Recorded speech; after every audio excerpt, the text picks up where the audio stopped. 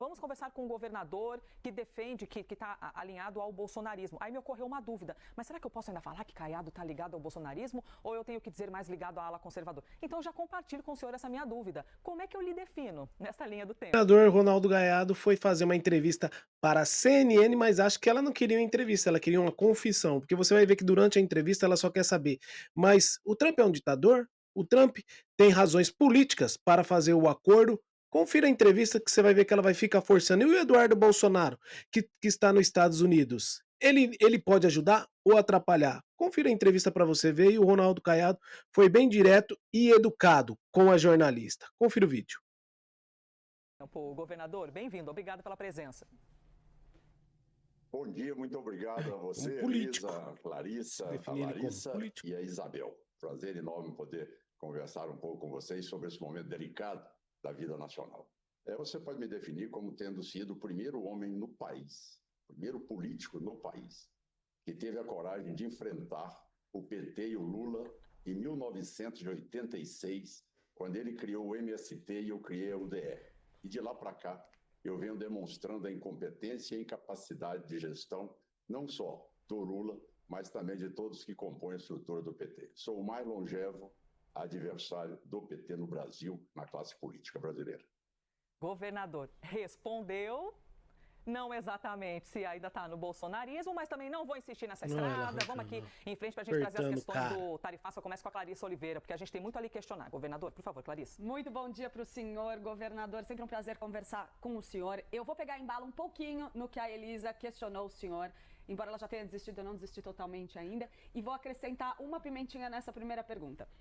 Já que o senhor se descreveu aí como um dos primeiros homens aí da história do Brasil a ter se posicionado claramente contra o governo do presidente Lula, mas o senhor é também aí cotado para disputar a presidência pelo campo ali da direita, tem se movimentado nessa direção. Então eu já pergunto para o senhor, primeiro, se o senhor for disputar, o senhor quer o apoio do ex-presidente Jair Bolsonaro? E aí eu emendo, em relação ao tarifaço, qual é a sua avaliação a respeito do que está acontecendo neste momento, olhando para a atuação específica de Eduardo Bolsonaro nos Estados Unidos? Como que o senhor avalia a forma como ele está conduzindo essa articulação em solo americano e qual é o papel dele em tudo que está acontecendo aqui no Brasil? Bom dia para o senhor. A pergunta espinhosa. Bem, é importante que deixe bem claro a minha posição.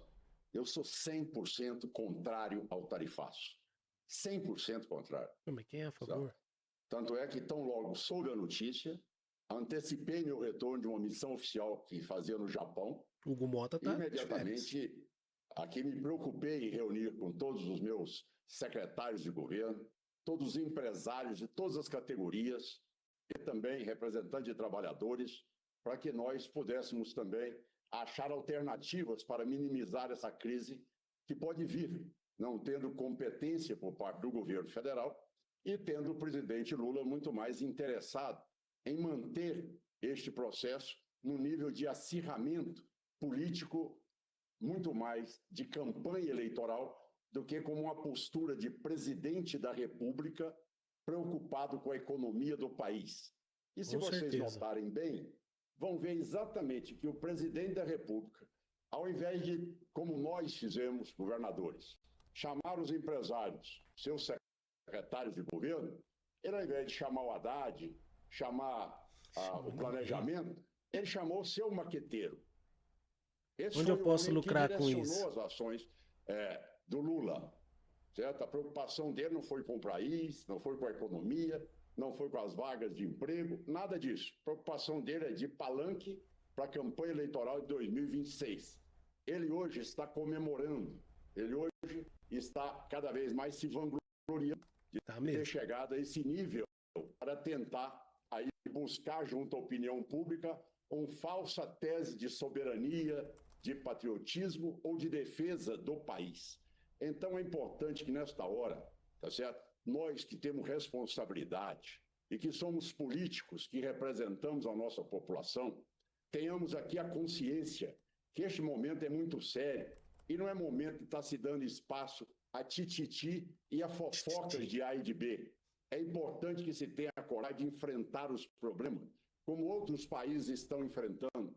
Você está vendo agora, neste momento, nós estamos entrevistados, que o Japão já resolveu o seu problema, a Indonésia já resolveu, A União Europeia está acabando de concluir o seu acordo em torno de taxa de 15%, e ficamos nós, brasileiros aí, a dar espaço a essa tese que, neste momento, destrói a economia brasileira. Tá Tá feio, certo? Os Estados Unidos é um grande aliado nosso.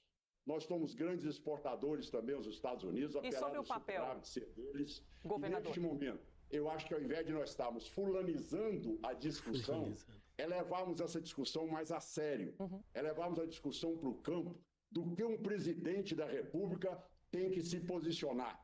Não com frases feias, desculpe, frases governador, de palanque, tá certo? É imperador do mundo, é gringo, eu vou chupar jabuticaba. Ora, não dá mais para nós suportarmos esse tipo, tá certo, de falta de comprometimento de um presidente diante de uma crise tão séria quanto esta. Então o senhor avalia que Eduardo e Jair Bolsonaro não teriam uma postura nessa negociação? Pedi ao presidente do Ibanez que realmente convocasse uma reunião de governadores, porque este pensamento do Lula não é o pensamento do Brasil. Posso lhe garantir que mais da metade dos governadores não concordam com essa posição do Lula. Certo? Vai entrar um tarifaço. Nós temos que abrir um canal de conversação. Nós não podemos ser penalizados por essa postura irresponsável, inconsequente, palanqueira do senhor Lula. Governador, o senhor me desculpa a insistência, eu entendo que o senhor tem esse olhar de que há uma responsabilidade do presidente Lula na situação que a gente está vivendo, mas a gente tem o filho do ex-presidente Jair Bolsonaro nos Estados Unidos fazendo uma articulação que também contribuiu para esse cenário. Então eu insisto na pergunta para o senhor, como o senhor vê o papel de Eduardo Bolsonaro em toda essa questão? Quer dizer que eu... Não, mas ele foi lá a partir do momento que as instituições aqui começaram a ficar de estranha, a tomar atitudes que ninguém entende, que não está na Constituição. Quer dizer que a presença do Eduardo Bolsonaro supera a articulação do Itamaraty no primeiro momento? Mas não atrapalha? Por que quando perguntaram ao Lula, você vai tratar com o presidente Trump? Ele disse, não tenho nada a tratar com ele, não tenho nada a conversar com ele. Ora, veja bem, o presidente da República não pode pousar de defesa ali dos seus problemas ideológicos. Ele tem que representar o país. Ele tem que ter seriedade para, neste momento, dizer sim, independente, ele não tem que gostar do Trump. Independente disso, ele tem que ter a noção da liturgia do cargo, que ele nunca teve na vida, certo? E poder sentar junto ao presidente Trump e poder conversar com o presidente Trump, dizendo, olha, nós somos parceiros, a economia do meu país, nós queremos desenvolver. Esta é que é o nível de discussão que se espera de um presidente da República, certo? E eu quero concluir aqui. Já pedi ao governador Ibanez, desde quarta-feira passada, uma reunião com os governadores e até agora nós não tivemos ainda uma resposta por parte, principalmente dos governadores ligados ao governo, para termos essa reunião. Essa reunião é importante, Elisa, porque, afinal de contas, o Lula não representa a soberania brasileira, certo? Ele não pode falar em soberania apoiando a Rússia para invadir a Ucrânia. Ele não pode falar em democracia apoiando a Venezuela. Então, não tem essas credenciais. E nós, governadores, estamos sendo cerceados do nosso direito, certo? Se hoje o Brasil é dos brasileiros, eu concordo, ele não é do PT. E se nós reunirmos hoje, no nosso fórum de governadores, a maioria da economia do nosso país, pela maioria dos governadores, estarão se posicionando para podermos avançar num acordo junto ao governo americano e buscar uma taxação compatível como foi essa que o Japão e que a União Europeia estão conseguindo neste momento. Governador, eu vou girar aqui. O senhor que há algumas décadas está habituado a dar entrevista sabe que a gente fica aqui na agonia, que quer girar a roda para poder trazer várias perguntas. Eu mesmo já queria aqui perguntar sobre Tarcísio, porque o Tarcísio se colocou na cena e levou uma invertida do Eduardo Bolsonaro. Mas eu vou guardar minha pergunta para passar para Isabel Meca. Oi, governador. Bom dia para o senhor. Obrigada por estar aqui com a gente. A gente vê as aplicações de tarifas em relação a outros países também, mas na aplicação do Brasil houve uma contaminação de algo político também. Eu queria uma avaliação do senhor sobre isso, governador. Se elevar a esse ponto não acaba prejudicando o setor produtivo. E se o senhor, e pelo que eu vejo do discurso do senhor, o senhor tenta ir por uma linha diferente do que foi, por exemplo, o governador do estado de São Paulo no início, e depois ele foi calibrando, até fez acenos ao setor produtivo, porque sentiu que se atrelar muito ao posicionamento bolsonarista lhe trouxe percalços no seu próprio estado e eventuais projetos presidenciais. O senhor que também tem projetos presidenciais, como é que avalia isso? Olha, vamos separar as coisas, certo? Eu estou diante de um quadro de um paciente grave, atropelado, com fraturas múltiplas e com risco de vida. E estou discutindo um processo de 2026. Vem cá, a situação imediata, nós temos que ter, neste momento, noção de responsabilidade e do que é, neste momento, o mais importante, o mais relevante. É a economia do nosso país, vaga de empregos, tá certo? O que é mais importante? É este o problema ou é o problema de tratar de 2026? Tranquilamente, eu trato 2026 quando vocês me convidarem para debater 2026, debato com toda tranquilidade. E sou pré-candidato a presidente da República em 2026. Agora, o que nós estamos tratando neste momento é uma crise de proporções que nós sabemos ainda a que ela pode atingir, tá certo? Levando como consequência comprometimento na governabilidade dos estados e das prefeituras.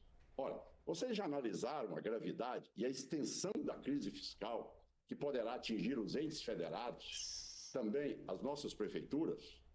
Este é o assunto principal. O assunto principal tem que ser levado com a responsabilidade de um presidente da República que deveria ter um Itamaraty, sem dúvida nenhuma está sendo totalmente desmoralizado pelo atual governo, pelo atual presidente. Nós temos aí um ministro da Fazenda que não é nem consultado, ele é substituído pelo maqueteiro do Lula. Então, de repente, nós vamos discutir este assunto, visando o que vai ser 2026. Quem está no palanque é o Lula, com frase feita, não somos nós. Nós estamos preocupados e você há de convir que recebi o Estado de Goiás numa situação de um Estado corrompido, assaltado, inviabilizado. Enfrentei um Covid, salvei vidas, enfrentei o problema de frente, vem agora o tarifaço, enfrento de novo, tá certo? Para achar alternativas para o meu Estado. Sou o governador mais bem avaliado do Brasil e, neste momento, o que nós precisamos é de ter essa responsabilidade. O telespectador que está lá, e as pesquisas demonstram, é que ele quer saber qual é o político que está preocupado com a vida dele. Não é com tititi. Esses assuntos são secundários, tá certo? O assunto principal é a economia do país, tá certo? E é isso que nós estamos vendo os outros todos saírem desse tarifaço, como acabei de citar, e o Brasil ainda com risco de ter aí uma tarifação de 50%. E se nós aplicarmos a reciprocidade, ainda vai piorar mais ainda a vida dos brasileiros. Então, o presidente está blefando com essa reciprocidade. Ele sabe que ao fazer isso, ainda destrói, falo com médico que sou, solicitei que realmente a saúde fosse excluída dessa tributação ou desse tarifaço, até por uma questão humanitária, tá certo? E se for implantado a reciprocidade por parte do governo federal, aí sim que acaba de quebrar toda a estrutura de saúde do nosso país. Então, veja bem, eu acho que as pessoas não estão analisando com dados que deveriam estar, tá certo? A gravidade do processo que nós estamos vivendo. E, de repente, fica a discussão de coisas menores, tá certo? Para tentar aí encobrir a sequela maior que nós poderemos sofrer com essa taxa. Com certeza. Larissa? Governador, eu, enquanto goiana do pé rachado, ouso dizer que a maior representante e defensora da pamonha na mídia brasileira, vou fazer uma pergunta muito importante para o senhor agora. Então, o senhor está falando na questão da prática relacionada ao estado de Goiás e o que significa as exportações para os Estados Unidos. Até onde eu sei, governador, os Estados Unidos não estão ali no top 5 de mercados para Goiás nas exportações. E aí eu queria ver com o senhor o que representaria esse tarifaço na prática para o Estado, já que o senhor falou que não está na hora de falar em 2026. O que há de preocupação econômica para o Estado diante desse tarifaço, que é o que tudo indica, de fato, vai começar no dia 1º de agosto. E aproveitando, ainda, né, a gente sabe, por conta da gripe aviária, a China ainda não autorizou nova espera, estamos nessa expectativa, daqui a pouquinho eu trago informações sobre isso, dessa liberação para que a China volte a receber a carne de frango, que isso sim estaria impactando também as contas ali, especialmente naquele polo na região de Itaberaí. Então vamos falar em prática. Há uma preocupação econômica do Estado, até que ponto em cima desse tarifaço, deixando um pouco as questões políticas de lado nesse momento, governador? Muito obrigado, Larissa, muito obrigado. As consequências em Goiás, elas vão repercutir principalmente na cadeia de carnes. Hoje, a perda do valor da arroba de boi hoje é significativa. Caraca. Ela teve patamar de 320, chegando agora a R$270. Então, imagina bem, aquilo é feito em cascata. O que eu tenho de número de confinadores hoje, tá certo? Atingindo toda a área de ração, toda a parte de comercialização desses produtos. Também parte de couros. é outro também que Goiás é um dos estados com maior percentual de poder oferta no mercado americano. Nós temos o caso específico do açúcar orgânico. Goiás é o estado que mais produz açúcar orgânico no país e é o estado em que representa ali quase que 100% da exportação para os Estados Unidos, comprometido também neste momento. Na área de saúde, a nossa preocupação é se tiver uma reciprocidade. A grande parte dos nossos aparelhos nos hospitais, como também de medicamentos, nós adquirimos dos americanos. Outra parte que é fundamental e que nós debatemos muito também hoje foi em relação ao fato específico de nós termos aí um comprometimento desse mercado, a área de minérios. Certo?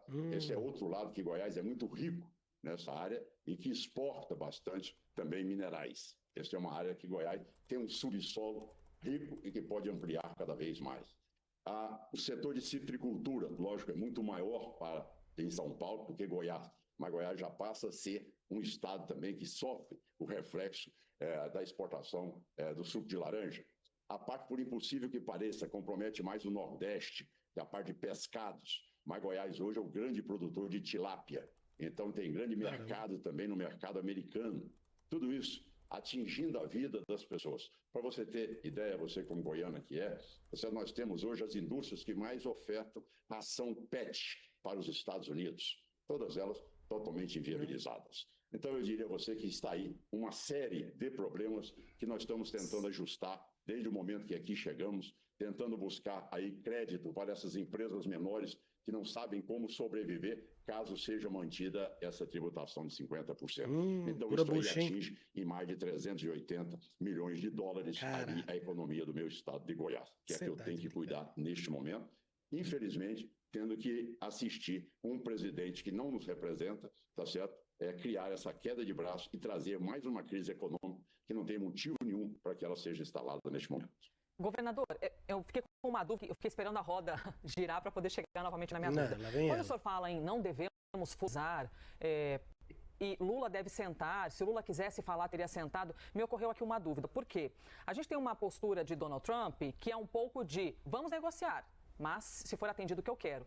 E até frequentemente no jornalismo, o senhor citou a Rússia, a gente fala de Vladimir Putin, por exemplo, que diz, eu quero negociar com a Ucrânia, lógico, mas desde que os meus desejos sejam atendidos. E a gente costuma chamar isso de autoritarismo, né? Que é quando, eu sento para conversar, mas só se tiver, se valer a minha ideia. O senhor acredita mesmo que Donald Trump está disposto a negociar algo que não seja o que ele mesmo quer? Pergunta capciosa. Um fato concreto. O Japão não acabou de fechar o acordo em 15%? A Indonésia não acabou de fechar em 15%? A União Europeia não está fechando em 15%? Então, por que não quer? Mas o senhor avalia que ele está disposto a conversar com o Brasil, com o presidente Lula? Porque, por enquanto, o governo fica dizendo que está tentando, mas não está conseguindo contato eficaz. Foi isso que nós escutamos do próprio presidente Lula, né? Pelo contrário, ele disse, não, essas discussões só vão começar depois que eu tomar as decisões. Eu não vou dialogar com quem é imperador do mundo, não vou receber a ordem de gringo. E aí? Veja, você no momento, você tem que se pousar como presidente, uma liturgia da presidência. E boa. Não dá para esse tipo de frases feitas, de maqueteiro, certo? Um governo, quando ele é governado por maqueteiro, o governo acabou. O governo tinha que ser governado com a presença de bons ministros, com estatura de ministro de realce internacional. Afinal de contas, a economia brasileira é um país relevante, é uma economia hoje substantiva, certo? Não pode ser com ministros que não têm a capacidade sequer de interagir com os demais colegas de outros países. De repente vem um presidente tentar blefar em cima, quando nenhum dos outros presidentes do BRICS, tá certo, quis nenhum comprometimento, nenhum avanço de atrito com o Trump. Ele foi o único que quis mudar a moeda. Foi. Veja bem, a desproporção ele chegou para cima. Aparecer em algo que não tem a menor capacidade de apresentar alternativa, e ele vai provocar as pessoas. Ele é o Lula, pô. Interessante que eu estava até na Índia, logo que o Trump foi eleito, imediatamente o Narendra Modi saiu da Índia e ficou lá quase uma semana nos Estados Unidos negociando. Voltou agora, de novo, para negociar. É importante para ele, ele já conseguiu taxas bem especiais ou excelentes para o seu país. E esses países, claro, não tem o fator ex-presidente da República, Jair Bolsonaro, alinhado diretamente com o Donald Trump, e Eduardo Bolsonaro, que também está nos Estados Unidos, né? A gente tem esse acréscimo. Essa daí que é foi a muito que importante, chamou porque Jair o Bolsonaro é de uma potência bolso. social aqui no Brasil. Sim, mas você tem que entender que você, ao ser presidente da República, você tem que se colocar ali. Tá certo? Seu ministro tem que ir embora para os Estados Unidos, chegar lá, ir lá, conversar, dialogar, discutir. Tá certo? Você tem que quebrar esse sentimento, que não pode ser uma discussão ideológica neste momento. Deixa o Lula. Eu não gosto do Trump, tudo bem, isso é um problema dos dois. Agora, presta atenção, o que o meu pecuarista aqui, o meu produtor aqui, Tem a ver com este problema? O que nós temos a ver com isso? diz. Não tem nada a ver com isso. Então, se você reunir hoje a maioria dos governadores, aí nós teremos uma ampla maioria, principalmente os mais penalizados, que não comungam com a tese do Lula e que Então, querem pagando. abrir uma negociação com o presidente Trump. Então, como é que ele fala? O Brasil é dos brasileiros. Sim, o Brasil é dos brasileiros, não é do PT. Agora, nós brasileiros, eu fui consultado, eu sou um governador de estado. Essa postura do Lula, ela é convergente com a postura dos governadores? Nós fomos ouvidos para isso? Que? Não. Governador, eu agradeço demais a sua gentileza. Fica aí então a entrevista aí do Ronaldo Caiado e você viu, né? A moça tentando arrancar de todo jeito que ele vai defender o Bolsonaro e que o Bananinha tá lá acabando com o Brasil. Ah, vamos para mais um react aí de política brasileira e até a próxima.